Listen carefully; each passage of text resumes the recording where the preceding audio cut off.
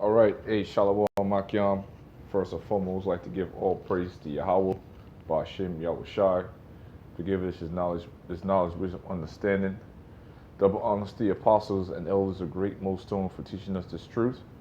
Much love, honor, respect to all Akim out there pushing this knowledge and sincerity and truth. We are the Hebrew Israelites, which consists of the Negroes, Latinos, Native Americans, and Seminole Indians. According to the Holy Scriptures, we're God's chosen people. Through prophecy and through faith. Okay, coming back at you with another lesson.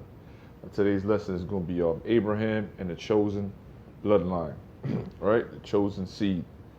All right, because when you get into the Bible, man, you coming back to your true nationality, your true custom, your true heritage. A lot of people don't know who they are or where their bloodline comes from.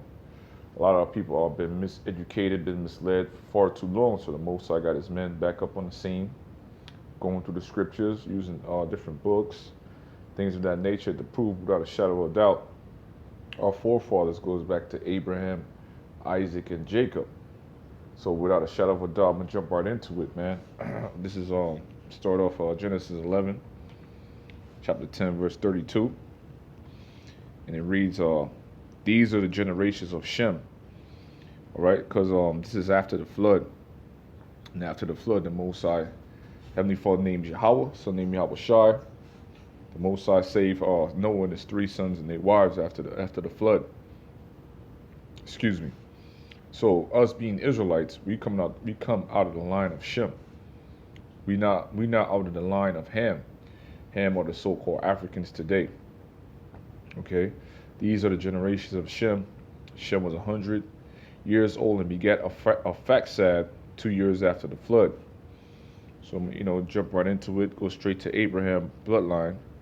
Also, I want to mention Eber is from the line of Shem as well. Verse 16, Eber lived 430 years and begat Peleg. The Hebrew word for Peleg is Pelag, means division. Eber is the Hebrew word Ibar, means from the past. Okay. Then we go jump down. I'm start verse 27. Now these are the generations of Terah. Terah begot Abram. It means father exalted Abram. Nahar, Haran, and Haran begot Lot. And Haran died before his father Terah in the land of his nativity, in the Ur of Chaldees. And Abram and Nahar took them wives. The name of Abram's wife was Sarah. The name of Nahar's wife was Milcah, the daughter of Haran, the father of Milcah, and the father of Iscah. But Sarah was barren, she had no children. And Terah took Abram his son, and Lot, the son of Haran, his son's son, and Sarah, his daughter-in-law, his son's Abram's wife, and they went forth with them from Ur of Chaldees, to go into the land of Canaan, and they came unto Haran and dwelt there. The days of Terah were 205 years, and Terah died in Haran. So back then we had a longer lifespan. We were much more healthier. The Most High just set up like that. Okay, so we're gonna obtain that long lifespan, practically live forever in the kingdom of heaven. Okay, so I'm gonna jump to chapter 15 real quick, show you the chosen bloodline, where it came from.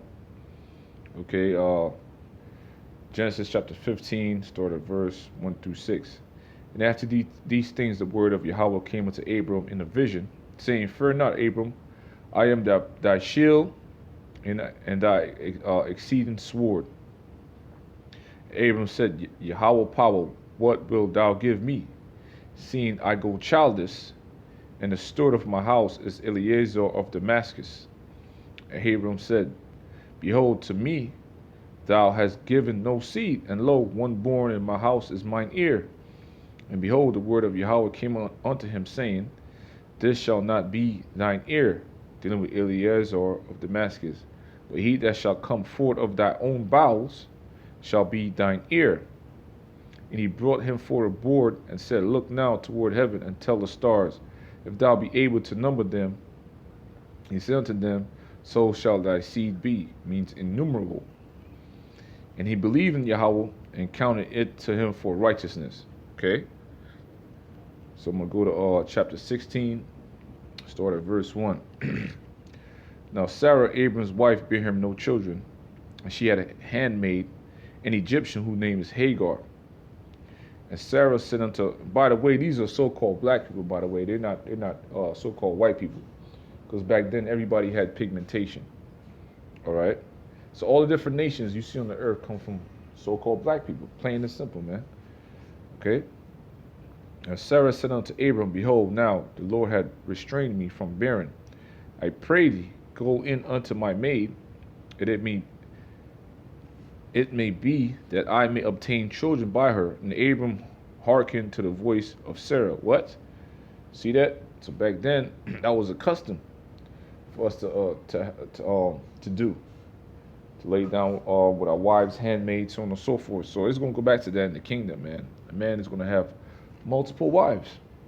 All right, it's not far-fetched. This American custom is something new, which will be destroyed real soon, man.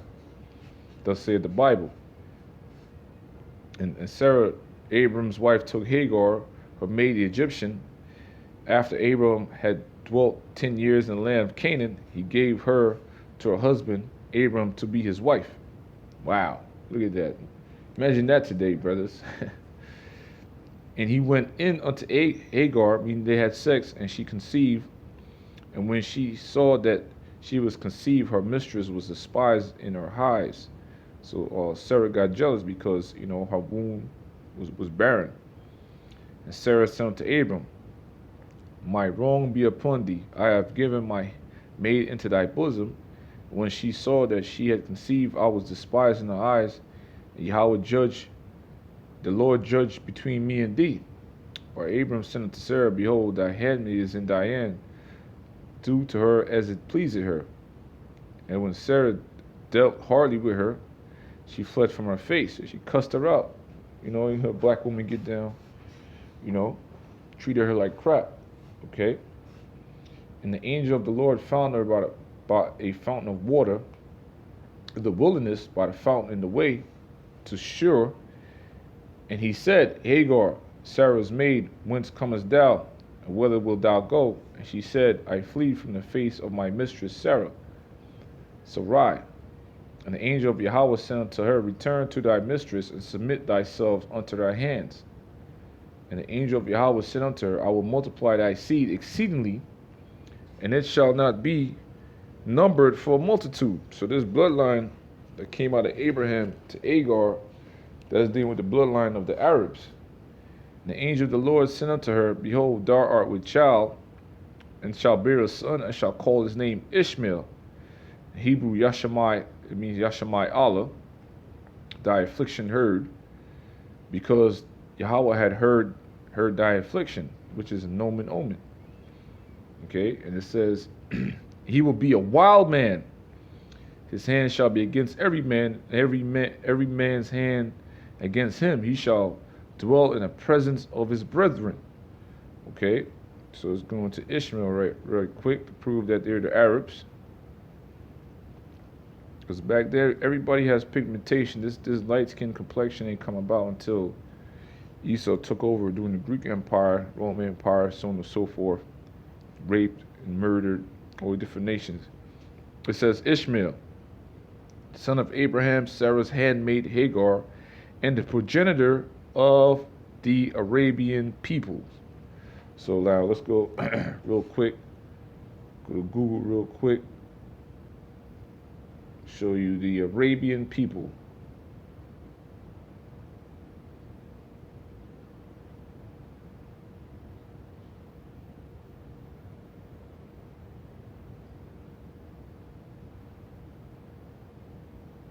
You know what I'm saying? So Saudi Arabia, that's where, Ishmael great inheritance lies, man. The Saudis, they control a lot of oil. So this is Ishmael right here. I want to show you, the Saudi Arabian people, because they have a lot of money, man. Right. They have a lot of power over there.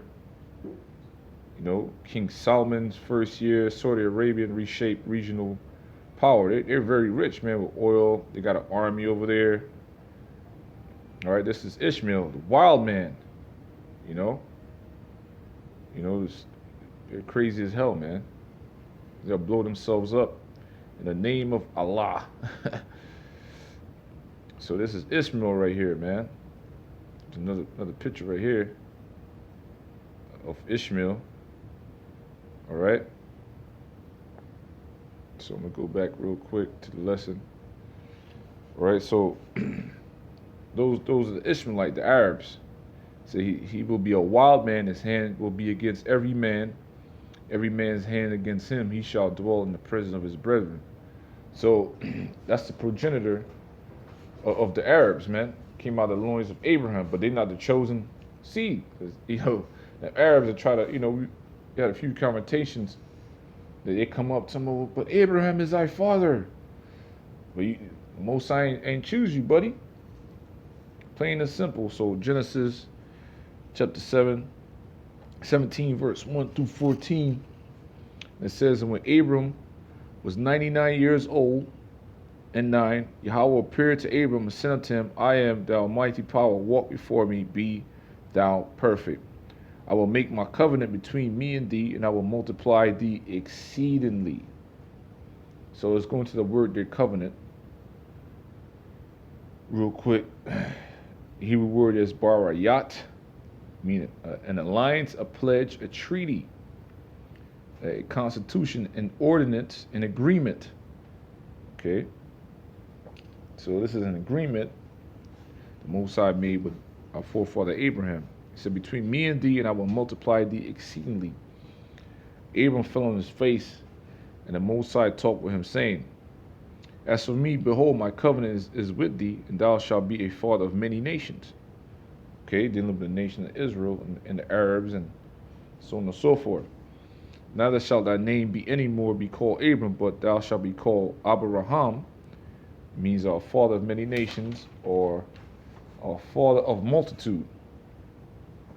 It says, Ahbaraham, for the father of many nations have I made thee. I will make thee exceedingly fruitful. I will make nations of thee, and kings shall come out of thee. You got the nation of Israel, kings came out in that bloodline, and you got the Arabs, man. The Arabs, hey, look how they living today over there in Saudi Arabia. They got it made, man. They multi-billionaires over there dealing with the oil and all that stuff. Okay. It says, I will establish, but the covenant went to Isaac. Prove it, okay? So I will establish my covenant between me and thee and thy seed, and after thee and their generations, for an everlasting covenant, to be a power unto thee, and to thy seed after thee. So the power is unto the Israelites. The true God is the God of the Israelites, man. Plain and simple. It says, I will give unto thee and to thy seed after thee the land where thou art a stranger, all the land of Canaan, for an everlasting possession. I will be their power. So the land of Canaan back then is the land of Israel today. And we shall have an everlasting, we're going to inherit the land for everlasting possession. So it's going to the word there, everlasting, a long duration, futurity, forever, ever, evermore. It says continuous existence, everlasting, indefinite, or unending future. That's what we're looking forward to, brothers. It says an everlasting possession, I will be their power, their God, okay? God said unto Ahbaraham, thou shalt keep my covenant, therefore thou and thy seed after their generations. And this is my covenant. This is the first covenant he made, an agreement, which he shall keep between me and you and thy seed after thee. Every man child among you shall be circumcised of the foreskin. Okay? So you come back into your true culture, true heritage, you got to get circumcised, man. That's a covenant the Most High made with Abraham until now, man, through generations.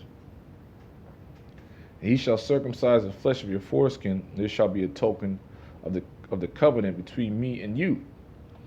He that is 8 days old shall be circumcised among you, every man child in your generation. He that is born in the house or bought with money of any stranger which is not of thy seed. Okay? So yeah, I'm gonna continue reading. Real quick. Gets to the point. He that is born in thy house, and he that is bought with thy money must needs be circumcised, and my covenant shall be in your flesh for the everlasting covenant. And the uncircumcised man child whose flesh of his foreskin is not circumcised, that soul shall be cut off from his people. He had broken my covenant. So we coming back to our heritage, brothers, so that's very important. And the Most High said unto Ahbaraham, as for Sarah thy wife, thou shalt not call her name Sarah, but Sarah shall her name be. All right, and I will bless her and give thee a son also of her. Yea, I will bless her, and she shall be a mother of nations. Kings of people shall be of her. Just dealing with the Israelites right here. Then Abram fell upon his face and laughed and said in his heart, shall a man child be born unto him that is 100 years old? And shall Sarah that is 99 years old bear? And Abraham said unto Mosiah, oh, that Ishmael might live before thee. And the Mosiah said, Sarah thy wife shall bear thee a son indeed, and thou shalt call his name Isaac, and I will establish my covenant with him for an everlasting covenant, and with his seed after him. Plain and simple. But he says, as for Ishmael, I have heard thee. Behold, I have blessed him. I will make him fruitful, and I will multiply him exceedingly. 12 princes shall he beget, and I will make him a great nation. So it's going back to the Arabs right here. The nation, so the Saudi Arabian princess and all. Look at these guys, man. All right, that's how they're living good over there, man. They're living good over there, man. The Saudi royal family gathering. Living good. Of course, they in cahoots with Esau. All right, the Saudi Arabia royal. That's Ishmael right there, man. Okay. Wild men. Verse 21, it says, but my covenant will I establish with Isaac, which Sarah shall bear unto thee at this time in the next year. So that agreement, what he said, man, it's going to the words, man. So that agreement, the barayat, go to that word again. An alliance, a pledge, a treaty, a constitution, an agreement, all right? A divine ordinance with signs or pledges. All right, going to that word. Okay. Going to that word establish. Establish.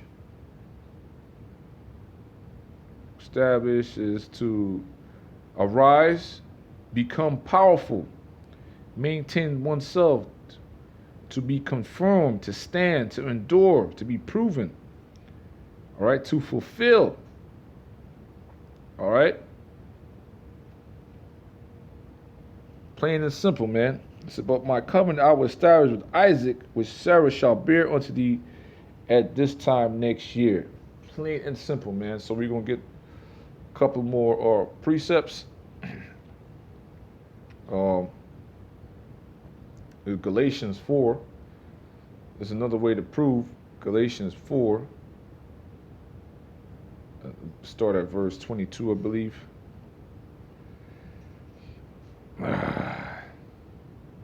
Oh, yeah, verse 22. Galatians 4:22. For it is written when? Since the beginning, that Abram had two sons, the one by a bondmaid, which is Hagar, the other by the free woman, which is Sarah. Okay, and the Egyptians were so-called black people as well, from the line of Ham. Okay, all the dark nations ruled first, man. Everything we reading today in history is man, Esau was trying to be everybody, man. All right, crafty cave dwelling piece of crap, man. It says, but he who was of the bondwoman was born after the flesh, but he of the free woman was by promise. Let's go into the word promise there, man. Okay, you gotta look up these words. Promise, an announcement, an act of promising, a promise to be given, promise good or a blessing. Blessing. It says divine assurance of good, a message, a promise. But it's a blessing. That blessing was given unto Isaac. All right? Look at a couple more words here. That's pretty much it. All right? Which things are an allegory. Now going to the word there, allegory. Okay. Allegory, to speak allegorically or in a figure. It doesn't really give you good understand the word allegory, so I'm gonna have to look it up for you brothers real quick. It says allegory definition: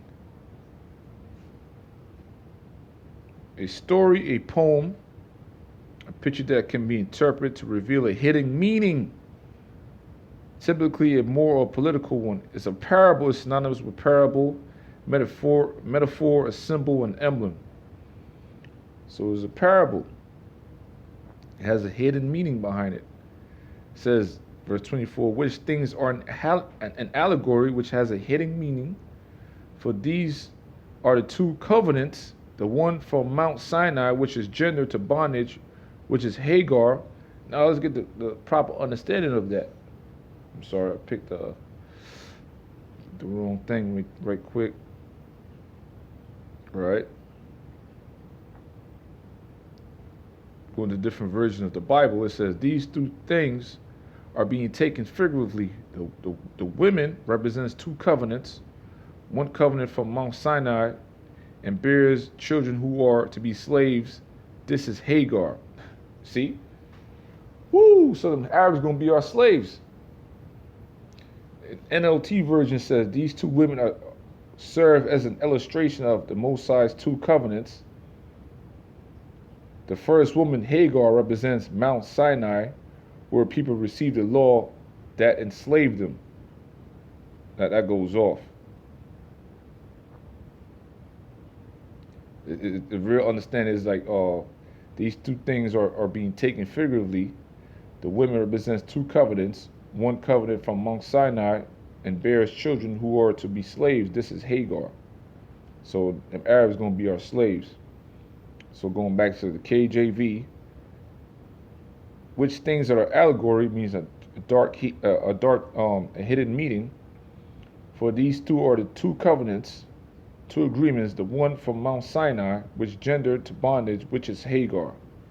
For this Hagar is Mount Sinai in Arabia, the Arabs, an answer to Jerusalem, which is now and is in bondage with her children.